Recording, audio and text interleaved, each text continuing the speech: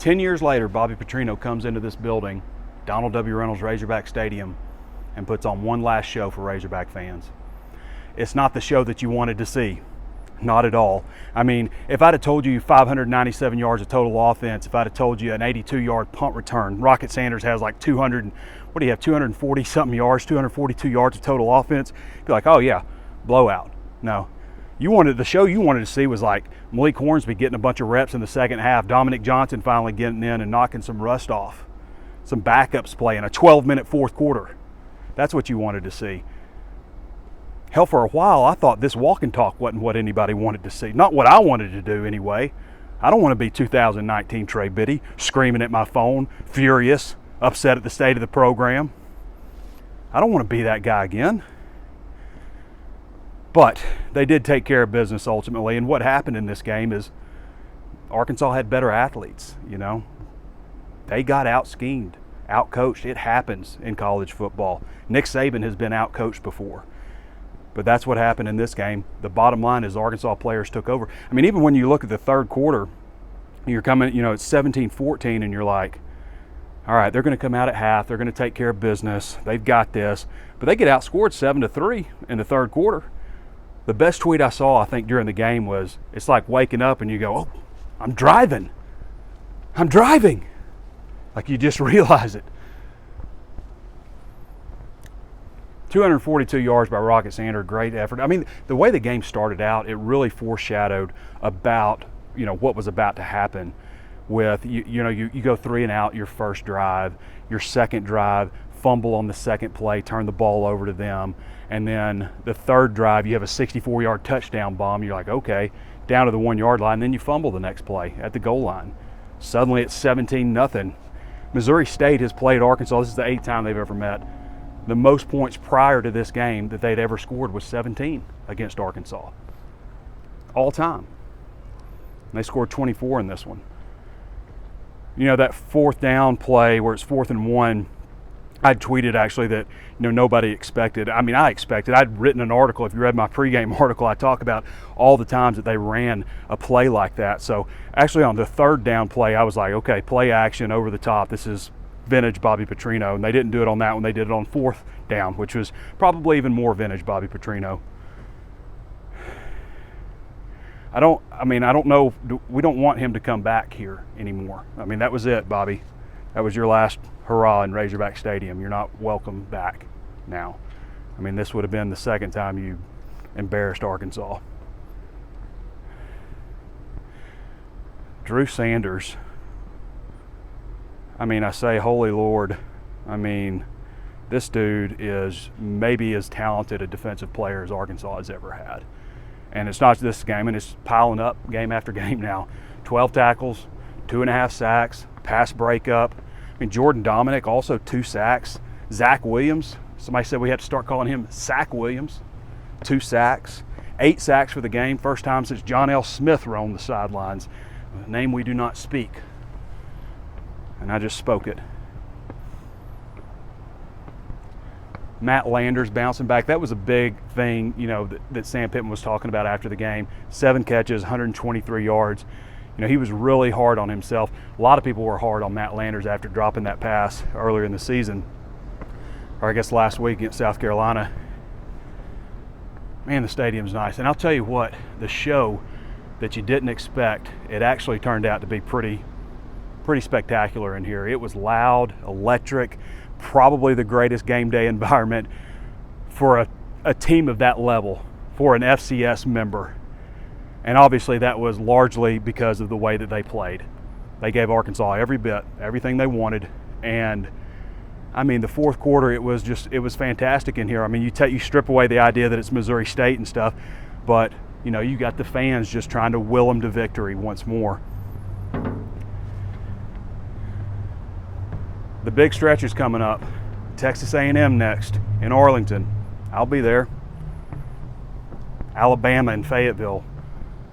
There's 74,000 in here today, and there'll be 76 or so. It'll be maybe the largest crowd ever in the era of scanned tickets, not in the estimated era. You'll never break those records, I guess, because they're all estimated. Mississippi State and Starkville. BYU's a sound football team. It's a tough stretch coming up before you get a bye week. And you really needed a game like this to kind of like get some guys some rest, get in and get out. And that's just not how it worked out. KJ Jefferson had 387 passing yards, 3 total touchdowns. He had an interception that was, it bounced off Trey Knox's hands. He dropped it and it went into the Missouri State linebacker's hands. Taj Chandler, I think.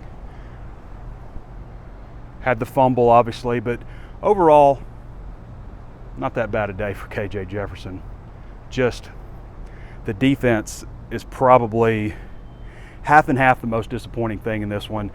Particularly the secondary just did not play very well. Just didn't play very well. And there have been some signs of that, against South Carolina last week, where I'd really chalk a lot of that up to just giving up desperation type moment plays. But in this one, they were, and give Petrino credit, the dude knows how to call off. I mean, we know that the dude is a good coach, especially when it comes to offense. Now, there may be other questions about him, but as far as drawing up plays, knowing what the odds are, knowing what to do, knowing what the other team's not thinking you're going to do, there's not many people that are better than Bobby Petrino. That's why he had so much success at Arkansas.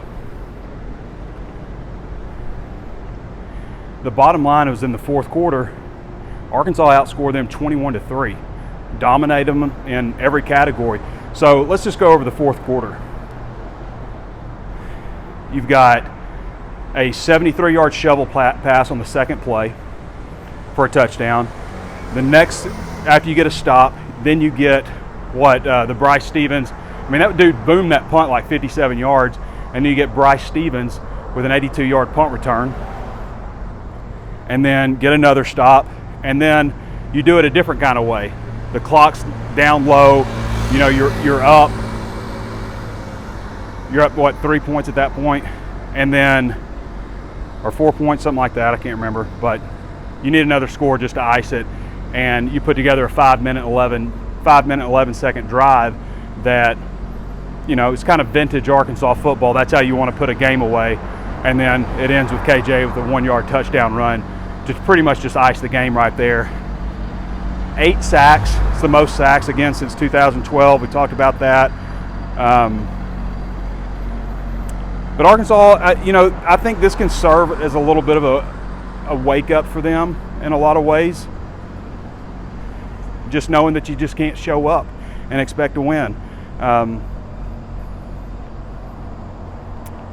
What else is there to say? Arkansas is a lot better team than they showed in this one, but Missouri State, Petrino put everything he could into it.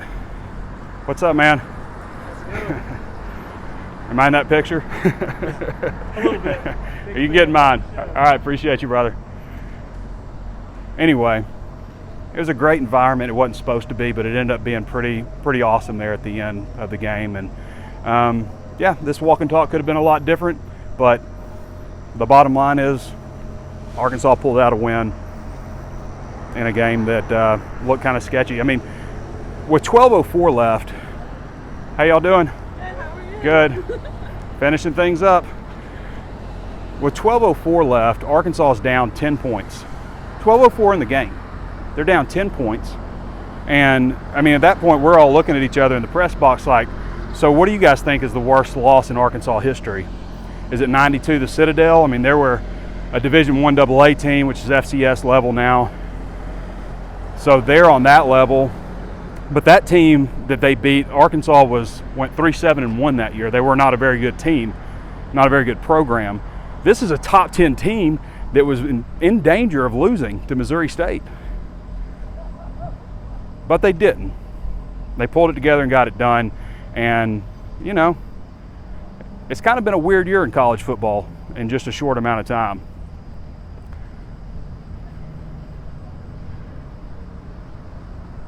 Nice evening for football.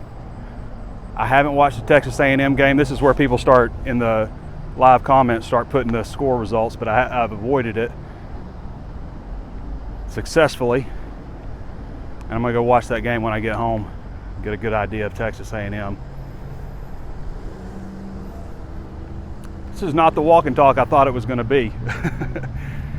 I mean, I knew that Missouri State would probably give them a fight. They'd have their moments and stuff, but I never would imagine 17-0 in this game. So, you know, there were a few things that were disappointing. Obviously, the tackling was not very good for a long stretch. The secondary was pretty disappointing, I thought, overall. Offensively, you know, the one thing that I think we were all going like, is KJ hurt or something, because he's not taking off and running? But, I mean, there were times where he just had all day to throw, and as Sam Pittman was saying afterwards, you know, he just trusted his blocking and felt like he had time to find somebody open, and they hit on some big plays. It just felt like it was kind of feast or famine in a lot of that. But the only thing that was really, to me, aside from the fumbles and the turnover, the only thing that was really disappointing on play calling side of it was that 4th and 8, 4th and 9 play. I think that was like third quarter or something, and you know, they're in the no man's land where you don't punt, you just go for it, and they run a running play right up the gut. Like, that hadn't been working, you know. So that was the only thing that was kind of disappointing in that regard. But you came out with a win. You got a scare. You survived it.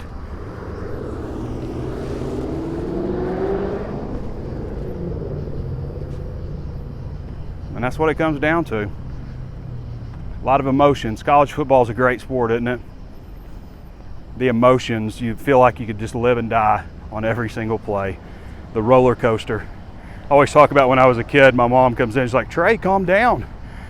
Why are you so worked up? And I'm like, I want to be worked up. I want to live and die on every play. That's what makes college football so much fun, even though this one was a little scary at times too.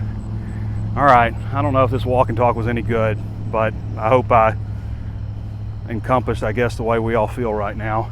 A little scary, but got out okay. I think they got out pretty good injury-wise.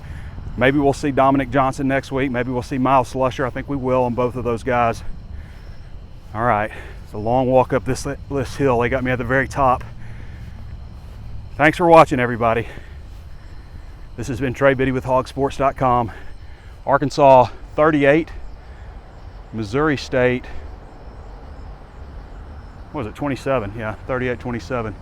All right, everybody, this has been Trey Biddy with HawgSports.com. Next time we'll catch you on the walk and talk from Arlington, and we'll be back with you guys for Hog Sports Live on Monday. This has been Trey Biddy with HawgSports.com. We'll catch you next time.